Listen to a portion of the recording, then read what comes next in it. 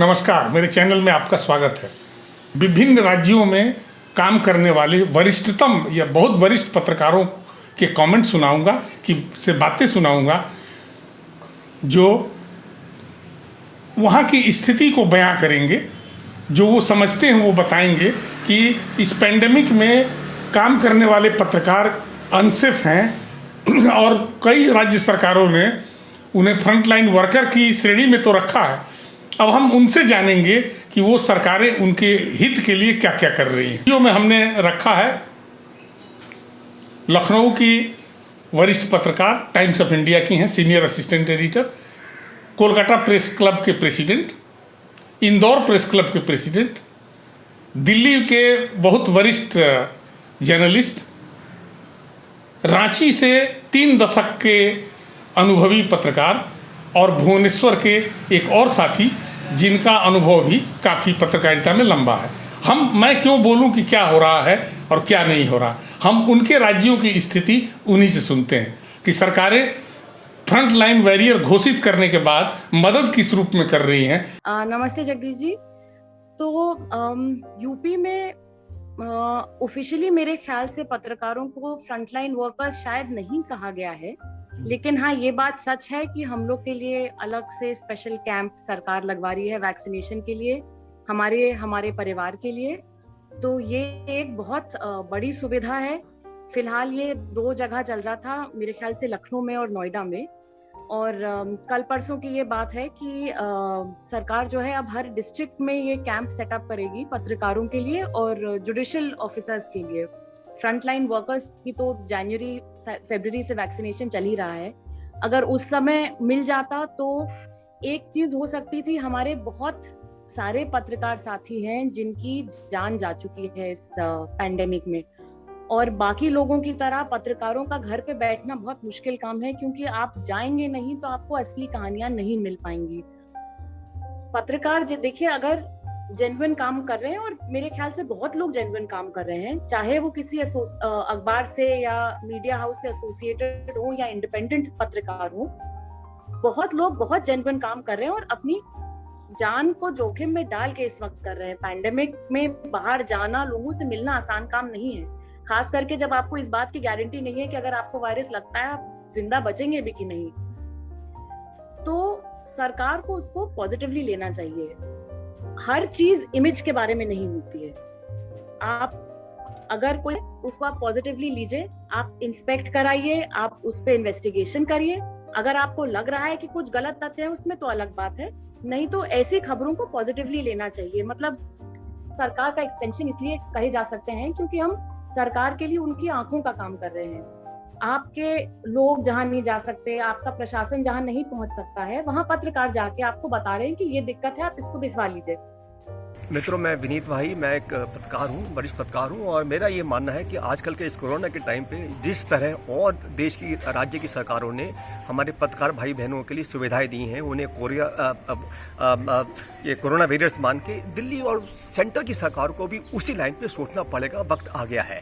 हालांकि दिल्ली के मुख्यमंत्री श्री अरविंद केजरीवाल जी ने इस बारे में सरकार को, केंद्रीय गवर्नमेंट को पत्र लिखा है, लेकिन फिलहाल मुझे लगता नहीं उनका कोई ऐसा जवाब आया है कि उनको कोरोना वॉरियर्स डिक्लेयर किया जाए। आपने पूछा कि फ्रंटलाइन कोविड वॉरियर डिक्लेयर करने के बाद क्या सुविधा मिला पत्रकारों को, तो पहला सुविधा जो मिला वैक्सीनेशन का, वो कलकत्ता में राज्य सरकार के सहायता में 1060 पत्रकारों का फर्स्ट या सेकेंड डोज का वैक्सीनेशन मिला है। ये कैंप प्रेस क्लब में हुआ है, 6 दिन तक चले, और इसमें desk reporting, accredited, non accredited, electronic, print, digital सब लोगों को शामिल किया गया है। और दूसरी बात जो है कि जैसे कि चिकित्सा कर्मी और पुलिस कर्मियों को कोविड में डेथ हो जाते हैं, तो उसके लिए फ्रंटलाइन कोविड वर्कर के लिए अलग कॉम्पेंसेशन की जो बात है, इस बारे में कितने पत्रकार इसमें अप्लाई किए हैं और पैसा मिले कि नहीं मिले, इस बारे में जानकारी नहीं है। लेकिन जैसे फ्रंटलाइन कोविड वॉरियर जो भी डिक्लेयर कर चुके होते हैं, तो उनके लिए पत्रकारों को भी डिक्लेयर कर चुके हैं, तो पत्रकारों को तो मिलना चाहिए। लेकिन जमीन में कितने को मिले, इसका स्टैटिस्टिक्स हमारे पास अभी नहीं है। हाँ, उड़ीसा ने कर दिया है। उड़ीसा ने 15 लाख रुपया दिया। ये बहुत बहुत धन्यवाद के पात्र है वो सरकार, उसका स्वागत करना चाहिए। बहुत अच्छा किया उड़ीसा। इस पैंडेमिक के दौरान उड़ीसा सरकार का जो रवैया है, जो अप्रोच है, वो हमारे जो पत्रकारों के प्रति पहले से ही सकारात्मक रहा है। That's a very good approach. Orissa सरकार पहले से ही उनको कोविड वॉरियर का दर्जा दिया है। जब सेकेंड वेव शुरू हुआ तो पहले कुछ दिन तक तो चला कि वो करेंगे या ना करेंगे, they were in a dilemma, but very soon in the first week of, I think second week of April, they declared that every journalist is a COVID warrior. They make provision to give a vaccine to everyone.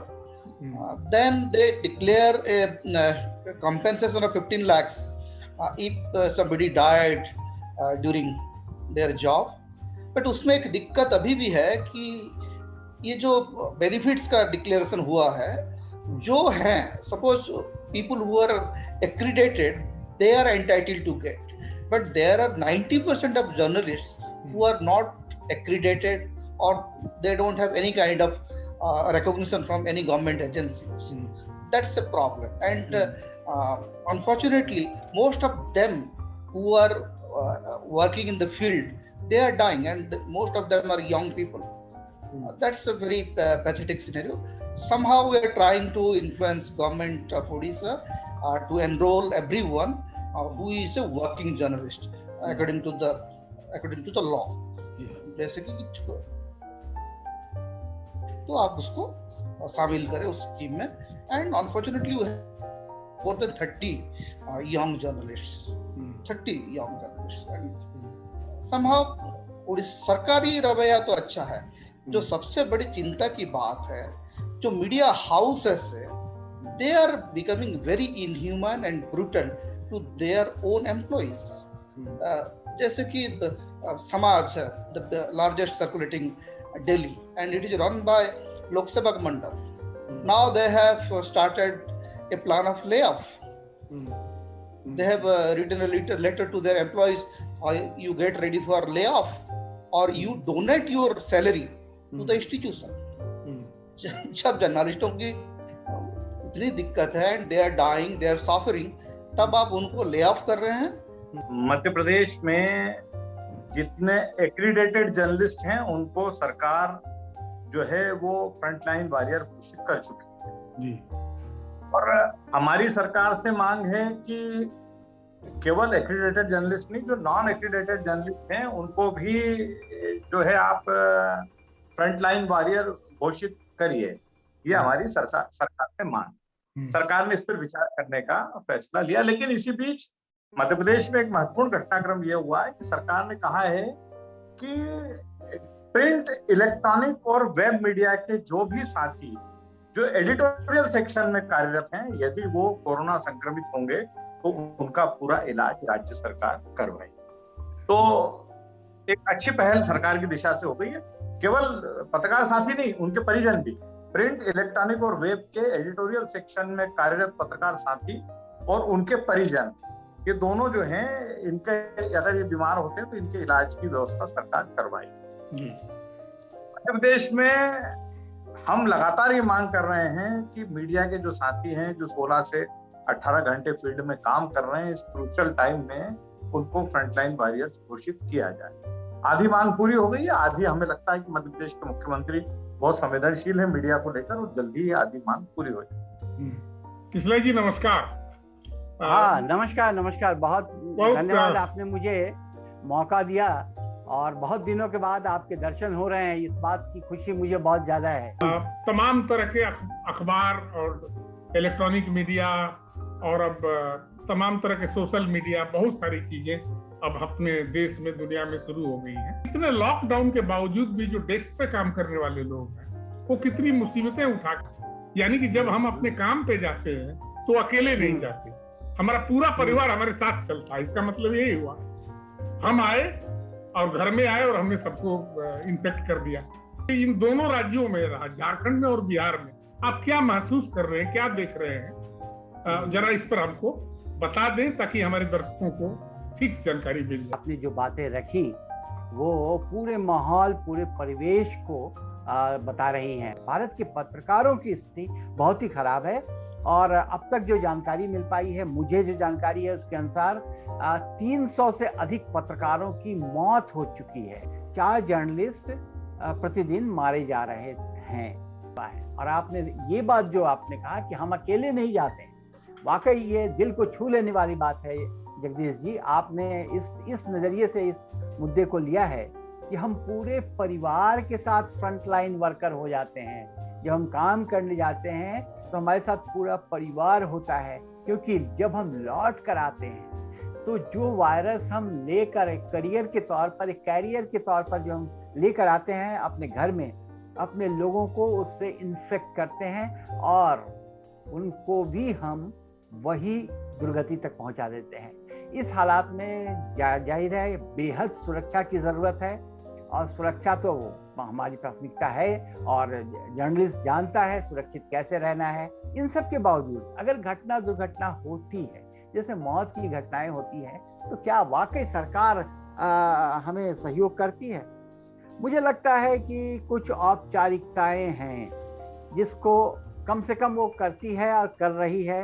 ये मुझे लगता है कि अब तक जो बातें सामने आई हैं कुछ सरकारों की, अगर मैं इससे आगे बात रखना चाहूँ तो करीब 1 दर्जन से ज़्यादा जो प्रदेश हैं हमारे राज्य देश के, जो 16 के आसपास 15-16 राज्यों ने इस पर सहमति दी है कि उनको हम कोरोना काल में उनको हम फ्रंट लाइन वर्कर मानते हैं। बिहार में जो एक्रेडिटेड जो जर्नलिस्ट है, जिला जिनके नाम पर सहमति देगा, जिनको पहचान कराएगा, उनको ये सुविधा मिलेगी। रांची में से आपसे बात कर रहा हूँ, पत्रकारों के लिए वो अपने हाथ जोड़ चुकी है, मतलब वो एकदम क्षमा प्रार्थी जैसी मुद्रा में दिख रही है। वो उनका आपको थोड़ी जानकारी मैं इसके पहले एक इंट्रोडक्शन दे दूं कि झारखंड सरकार ने झारखंड के पत्रकारों के लिए कई नई चीज़ें यहाँ इंट्रोड्यूस की थी। उसमें कई बार लाइफ इंश्योरेंस का मसला होता था, कई बार उनको कुछ छोटी छोटी सुविधाएं जो थी, लेकिन दुर्भाग्य से अभी तक बहुत वो आकार नहीं ले पाई हैं। वो आकार है उसमें झारखंड मुक्ति मोर्चा लीड करती है, उसके एक युवा सेक्रेटरी हैं, उन्होंने कहा, बयान दिया प्रेस को कि यह मुद्दा स्टेट का मुद्दा नहीं है। मुफस्सिल पत्रकार जिनको हम कहते हैं, उनकी हालत तो बहुत ही खराब है।